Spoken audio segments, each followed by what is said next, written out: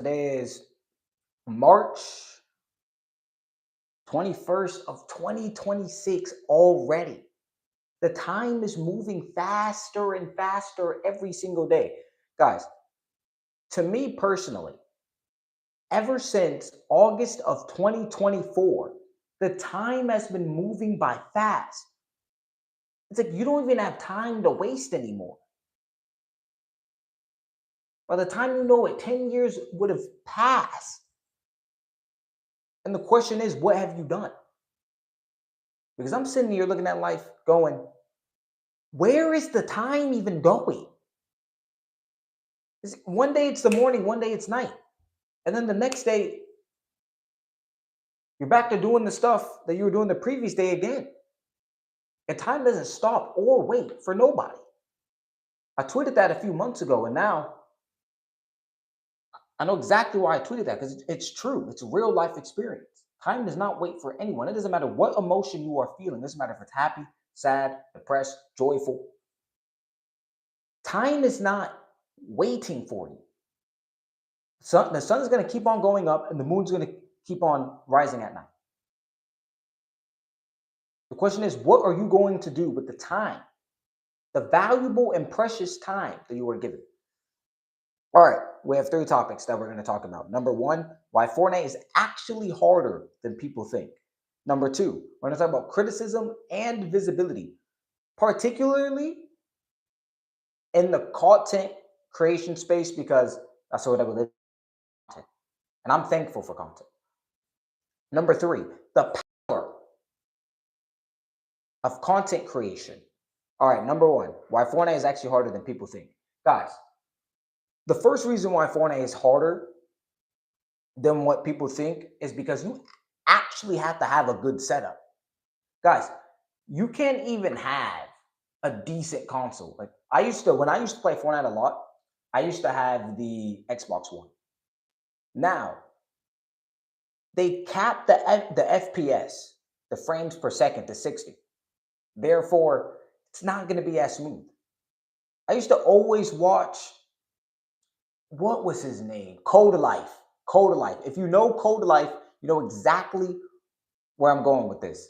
Shout out to Code of Life because I used to watch his content when I once wanted to become a Fortnite professional. And he was saying, all right, for Fortnite, this is exactly what you need to go pro. You need this certain PC with these certain specs. You need this monitor that has at least 144 FPS. And for the most part, and I know we can all relate to this, we've all, more than likely with our gaming setups, played with an Xbox, PlayStation, a Nintendo Switch, and a TV. I only had a monitor when I was playing Fortnite one time. That was it. Therefore, when I used to want to go pro in Fortnite, I was saying, dang, I need to get a better setup. I always had that regular decent setup. It was never some that the pros had. So that's the first reason why Fortnite is actually harder than most people think. It's because you actually need a decent setup. You need a decent setup. You don't need the best specs, but you do need a decent setup, especially if you're trying to compete in FNCS and try to compete with all these pros. If you were on console, it's not going to be the best.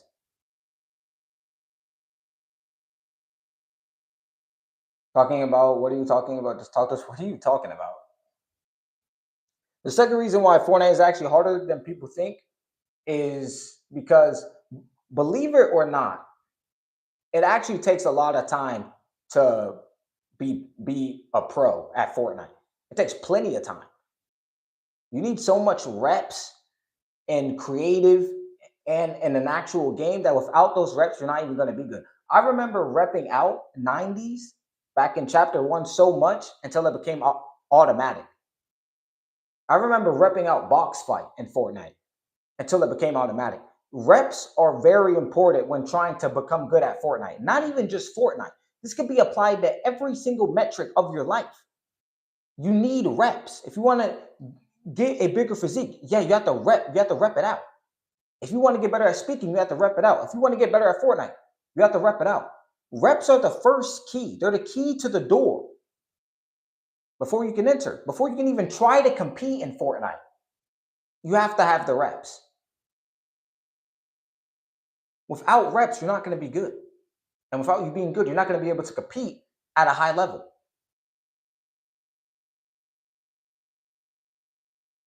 Correct. You need reps. And what are you talking about? Right now, I'm talking about why Fortnite is actually harder than people think. The first reason I said is because you actually need a decent setup. The second reason is because many people don't understand you have to rep this game out. Like all the pros at the top literally was repping it out. And what I'm saying is reps in a game can be applied to real life. Therefore, if you want to build a good physique, you have to rep it out. You have to keep on doing the reps. You have to keep on doing it until you actually become good. I can say it from my experiences. When I used to play Fortnite, I was bad at doing 90s at first until it became automatic because I kept on doing the reps. I kept on staying in creative, putting the stair, putting the walls, putting the floor, putting another stair, and making sure it was concise every single time until I got it packed down. You need to play Battlefield, man? What is Battlefield? Guys, I'm not going to lie. I rarely play games right now. The only game I play, and this game I haven't been playing a lot, is Fortnite, to be honest. I need to play COD. Too many hackers on Fortnite, though? That's true. That's true. That's true. There is many hackers on Fortnite, and the game gets you mad. It's like the game isn't even the same. Like I saw a little bit of the season they had because the season just switched, and now they're trying to add back this Chapter 1, Season 7 feeling of Fortnite, and it's not. Fortnite isn't the same anymore. It's not. Like the main thing I play in Fortnite is creative. That's it. That's the main thing I play. I don't even play the actual Battlefield version of it because they're always giving the noobs some advantage. Like every time Fortnite, every season, Fortnite adds whether if it's some fish or something that the noobs use and abuse in every single game, and it's annoying. If play con picking Battlefield is better than COD, bro, try it out. All right, I definitely try that out. Fortnite had a hell of a run though, but every title has its downfalls, bro. Bro, I mean that's true. Fortnite had a nice run with it as well. Like it was to the point where that game, it used to have me on like Fortnite used to have me on that game dang near from the time I woke up from 5 a.m. to about 10 p.m. It's insane how great the game was. And I feel that one of the reasons why it fell off, quote unquote, is because they kept on adding stuff. They're always changing something, adding this, adding that, and it made it all confusing. It's just really not the same. It was way more fun when you could play and there's defaults. Like now, there's barely any defaults. Like if you're a default in 2026, you have to go. You have to go. You have to go. COD was losing its players to Fortnite. That's why they started doing battle royales. That's what I'm saying. Like every single game from 1v1.lol to there's literally okay. So me and my brother, we was 1v1ing in this game called Magic Tiles, right? And the game Magic Tiles, it literally has a spectating mode. No one is trying to spectate tiles moving. Like, who's trying to spectate that? Like, they're all getting this from Fortnite. I could see spectating Fortnite. You got the builds, got the edits, you got people shooting, Storm. Like, that's actually reasonable. But Magic Tiles, the producer of Magic Tiles actually thought, oh, well, I'm going to add spectator mode. Maybe people will care. The freak cares about spectating in Magic Tiles? Let us play the game. Oh, my gosh. What's good, Venom? Yeah, guys, going back to the reason why Fortnite is actually harder than people think. It's I would say it's mainly those two reasons. Number one, you need a decent setup. And then number two, it's because you have to actually put in the reps, and it takes a lot. And three, This is actually the third and last reason I'll say feedback.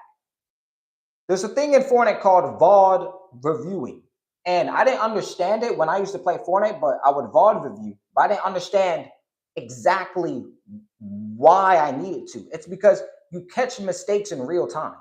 There's a difference between regular practice and intentional practice. Practice is no analysis, no feedback, and you're sitting there practicing. You're never going to get better.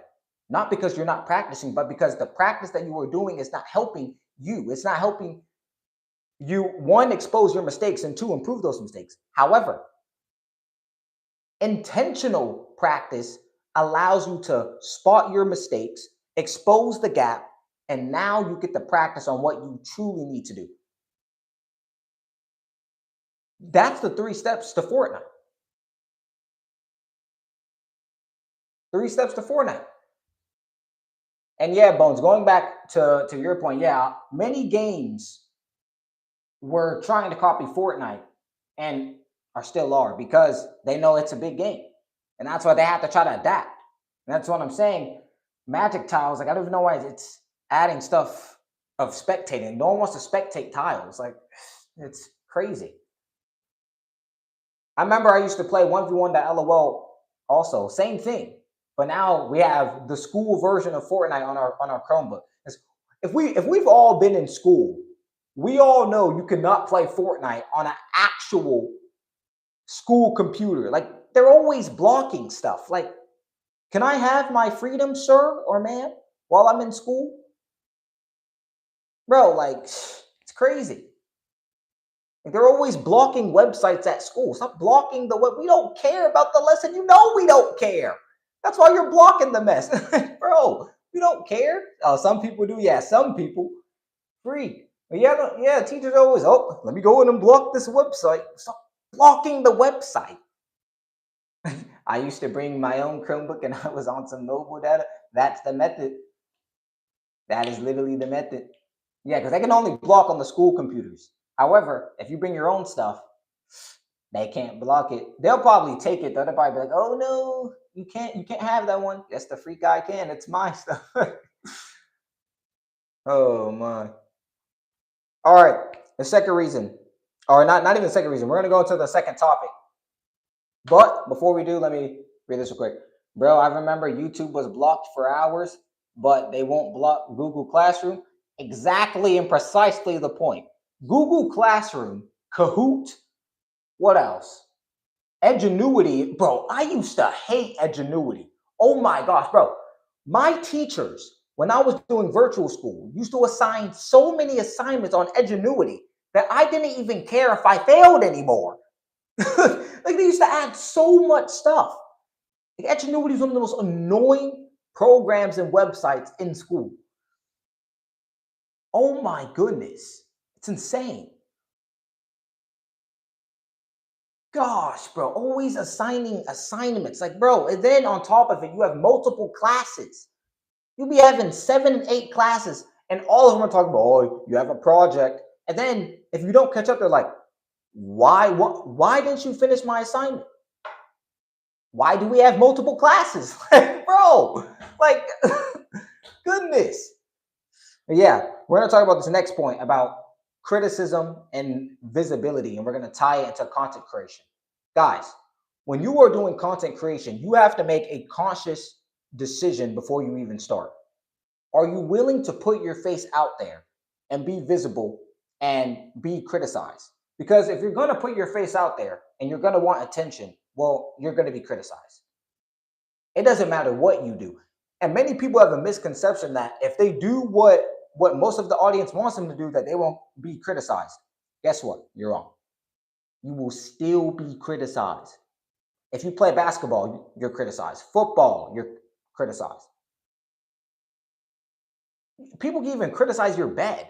Like, you cannot allow people to stop you because people are always going to talk. Therefore, I'm saying that if you are willing to stay consistent with content creation, with building a personal brand, with being on social media in general, understand that criticism is going to come with the visibility. And the more visibility you have, the more eyes on you. The more eyes on you, the more people are watching. And the more people are watching, the more that you are going to get criticized. However, and I said this on a previous live, I said, you are able to control what people talk about. For example, if you make content about basketball and people say your basketball content sucks, it can either be one, they're criticizing, or two, more than likely, especially if they're trolls, they're hating. However, you are controlling the exact topic that they're talking about. They're talking about basketball. So you get to control what these people are criticizing you on. You get to decide. Therefore, you have to make a intentional decision of whether or not you're going to put your face out there on camera or not. And it can be very nerve-wracking at first. It can be very scary at first because you don't want to be talked about. Like most people would rather have a YouTube channel that's faceless, making millions without them being seen because it's more comfortable. However, you lose way more opportunities. Nobody knows who you are. People are less likely to trust you because they don't see you. However, the upside of showing your face is trust faster. People can actually engage with you because we as humans, we love engaging with stuff we can see. So someone being able to see you is going to grow way faster than a faceless channel, depending on the content that's being produced.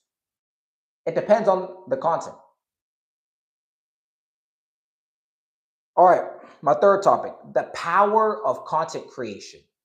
Guys, it is crazy that we are in a world that content creation, YouTube, Instagram, Twitter, Facebook, is changing people's lives.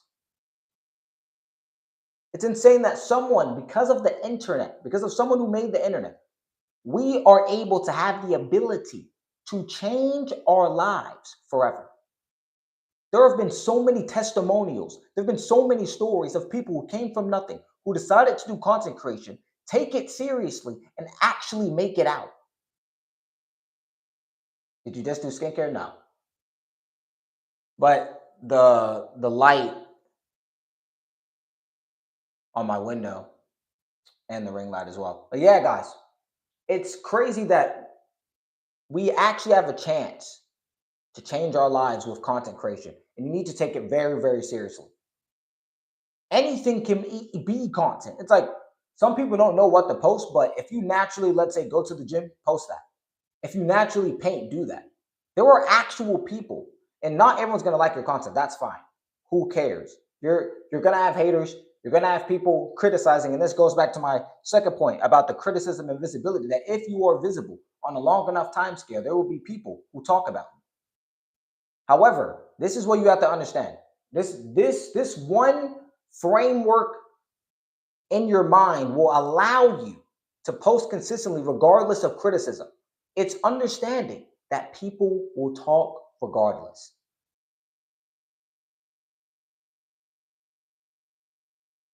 Once you can get that through your head, you lose all fear of judgment. You lose all fear of it because people are going to talk regardless. And I know that many people think that, oh, well, if I make it a bit more softer, or if I do content that the audience agrees with, maybe I will be more liked. Maybe I won't get talked about. Guess what? You're gonna get talked about regardless. There's always someone talking for some reason.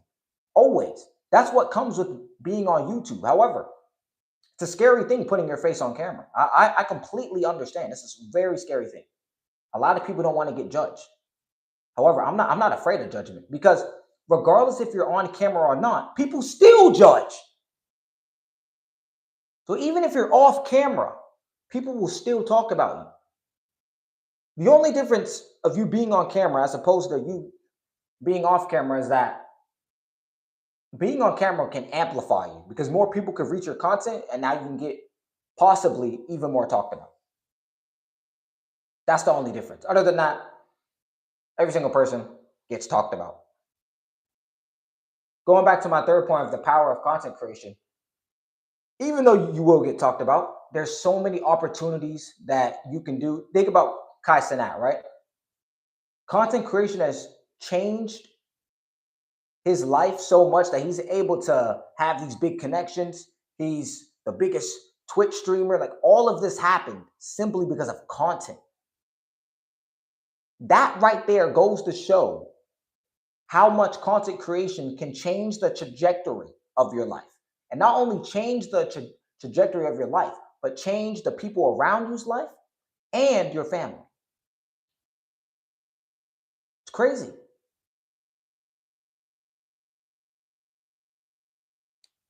But yeah, guys, we're going to go ahead and end the live right here. Make sure you guys like, comment, and subscribe. We will be live next week.